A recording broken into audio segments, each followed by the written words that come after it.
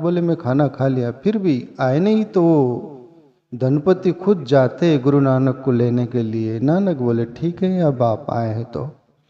वो गरीब था, उनको भी साथ ले गए। उनको बोले अपना जो भोजन है, सूखी रुकी रोटी भाजी वो ले ले। वहां गए, भोजन करते हैं, भोजन नहीं करते, भोजन परोसा गया। और गुरु नानक वो धनपति से बोले कि पहले मैं आ नहीं रहा था, पर आया हूं तो देख ले आपके धन की कमाई में क्या है और ये गरीब की कमाई में क्या है। गरीब का भोजन एक मुट्ठी में लेते हैं, ये कहानी है, प्रतीक है, पर हमें बोध लेने जैसी है। वो दूध निकला न निकला, खून निकला न निकला, वो छोड़ो, पर कोई कोई भाव श्रद्धा से कहानी समझने के लिए वो एक दृष्टांत रहता है। गुरु नानक गरीब का भोजन एक मुट्ठी में और वो अमीर व्यक्ति का भोजन एक मुट्ठी में, दोनों को इस मुट्ठी बांध कर निचोड़ते हैं। तो गरीब के भोजन से दूध की धार बहती है और वो अमीर के व्यक्ति के खून की धार बहती है। तब गुरु नानक बोले सेठ जी, आपका धन गरीबों का खून चूस कर कमाया हुआ है, गरीब का मेहनत का है, इसलिए मैं आपका नहीं खा सकता, आपकी बुद्धि बिगाड़ देगा किसी की। तो वहां पर भी गुरु नानक भी बोध देते, संत क्या करते हैं, यही कि धर्म से धन कमाओ। जरूर मुनाफा सबको चाहिए, दो रोटी सबको चाहिए, तो अपन कहीं भी धन कमाते तो वहां शुद्ध धन कहाँ कमा पाते, करीब 90% नहीं कमा पाते, 10% होता है कुछ कुछ। तो पैसे के लिए गरीबों का खून भी चूसा जाता है, कुछ करना पड़ता है ना। तो वहां पर अपन ये ख्याल रख के, अभी ये जो मैं मैसेज दे रहा हूं जा रहा है, कोई आप लोगों तक सीमित नहीं है, ये दुनिया तक है, बोला समझने का प्रयास करना। तो आपको क्या लगेगा जैसे ये सुनकर समझकर कि नहीं, आपके अंदर धर्म हृदय में जो रहता है वो प्रगट जाएगा। यहां तो आपको ये बात ख्याल में आएगी कि धर्म और अधर्म आगे रखने से क्या होता है। धर्म को आगे रख दोगे तो अन्याय नहीं कर पाओगे, अन्याय का धन नहीं कमा पाओगे, और अधर्म को आगे रख दोगे तो फिर वैसी बात होगी। वो कैसी, एक संत थे, अपनी कुटिया थी, वहां पर रहा करते थे। 2 लोग शिष्य बनने आए, बोले गुरु दीक्षा दीजिए गुरु जी। संत बोले कि ये 2 कबूतर हैं, ले जाओ कुटिया के पीछे जाओ, कोई न होगे वहां पर काट के ले आओ, इसको मार के ले आओ, उसको पहले गुरु दीक्षा दी जाएगी। दोनों व्यक्ति थे, ये गया कुटिया के पीछे, देखा इधर उधर कोई नहीं, कबूतर का सिर मोड़ डाला, गुरु जी के पास आया, गुरु जी कोई नहीं था, ये दो मेरे गुरु दीक्षा। ये गया तो गया, बहुत घूमता है, अंधेरे में गुफा में भी गया, वहां भी अंधेरा देख रहा है, दुनिया देख रही, आकाश देख रहा है, सब झाड़ पेड़ देख रहे, सब देख रहे। बहुत नीचे खाई गुफा में चला गया अंधेरे में, वहां भी सोचता है अंधेरे भी तो देख रहा है और सब कुछ देख रहा है। और आखिरी ये डिसीजन लिया गया, अंदर से आया कि मेरी आत्मा तो देख रही। वो गुरु जी के पास आता है, गुरु जी इम्पॉसिबल, मैं मार नहीं सकता, कोई तो है जो मुझे देखता है। गुरुजी उसके पीठ पर हाथ थपथपाए, बोले तू है शिष्य बनने का लायक, क्यों, तेरे साथ में धर्म है, इसके साथ में अधर्म है। तो धर्म यदि हमारे जीवन में होगा तो हम ऐसे अन्याय करने में संकुचित हो गए, है ना।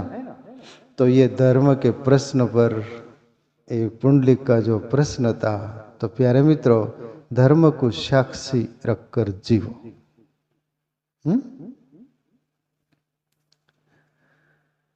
आज नाना भी नहीं आए, बजाने वाले सब कुछ, मैं भजन भी लेता है, लेंगे तो लेंगे जो भी कुछ है, पर चर्चा कर लेंगे, हैं 12 बजे तक। दूसरा प्रश्न ये भी समझने जैसा है, हमारे जिंदगी का है, पुंडलिक नहीं पूछा है। दूसरा भी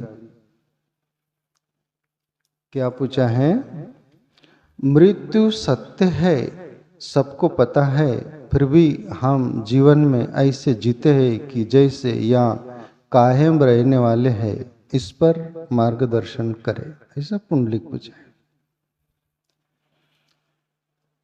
अभी ये भी तो बात जरूरी है कि अपन किसी की मृत्यु के बारे में सोचते, अपनी मृत्यु के बारे में सोचते क्या?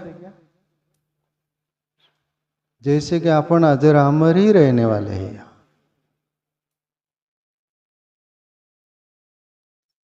अब वो आपको तकलीफ हो रही हो तो चेयर वगैरह ले लो, हैं? जिसको तकलीफ हो बैठने में चेयर ले लेना, हाँ बिल्कुल ले लेना, फ्री बैठो, जिसका मन उसमें जाए ना।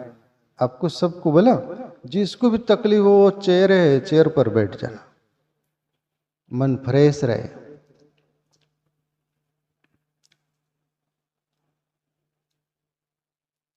अपन जैसे मौत होती है,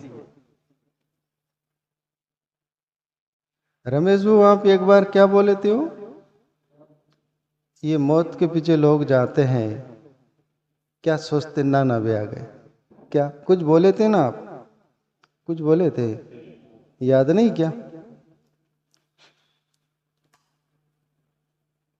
बड़ी अच्छी बात बोले थे। मौत के पीछे लोग जाते हैं ऐसा कुछ तो भी बोले थे, बड़ी कीमती, यहाँ आपको सुनाने। क्या बोले? ओके,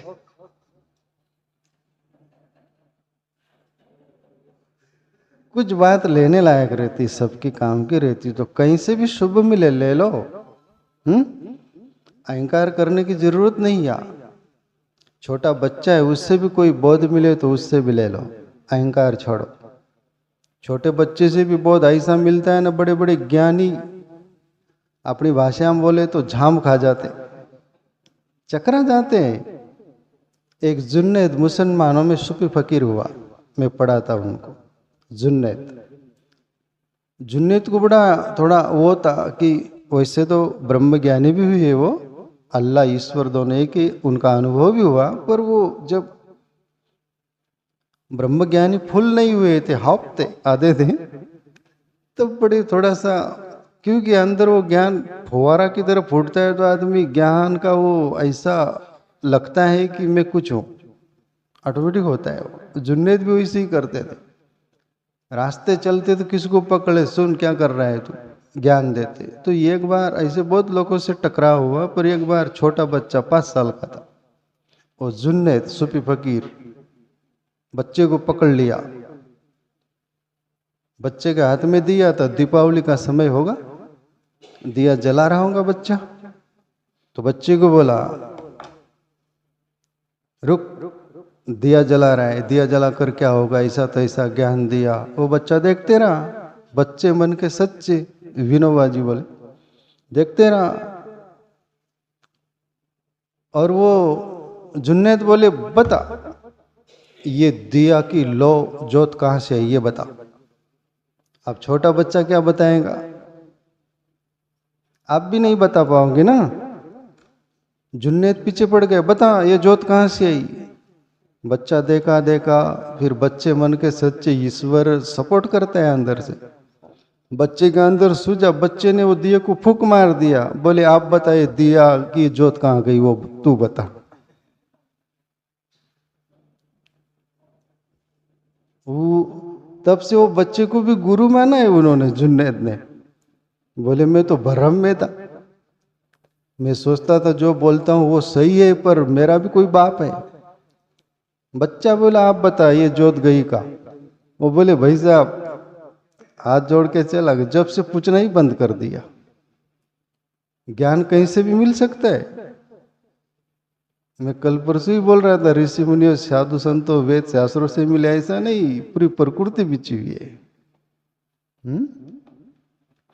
तो आप ख्याल रखना, जिसको तकलीफ हो चेयर पर बैठना, हाँ? फ्रेश बैठो। तो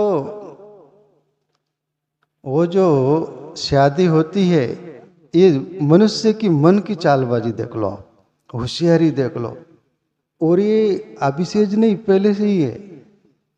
आप रामायण सुने पढ़े होंगे, तो रामायण में भी शिव जी के साथ जो बरात थी, विष्णु, इंद्र, ब्रह्मा, ये जितने भी लोग थे, पूर्व आए हुए थे अपने स्वार्थ के कारण। भोले भाले शिव जी को शादी करवाए अपने स्वार्थ के कारण। स्वार्थी थे ये पूरे। शिव जी भोलानाथ था।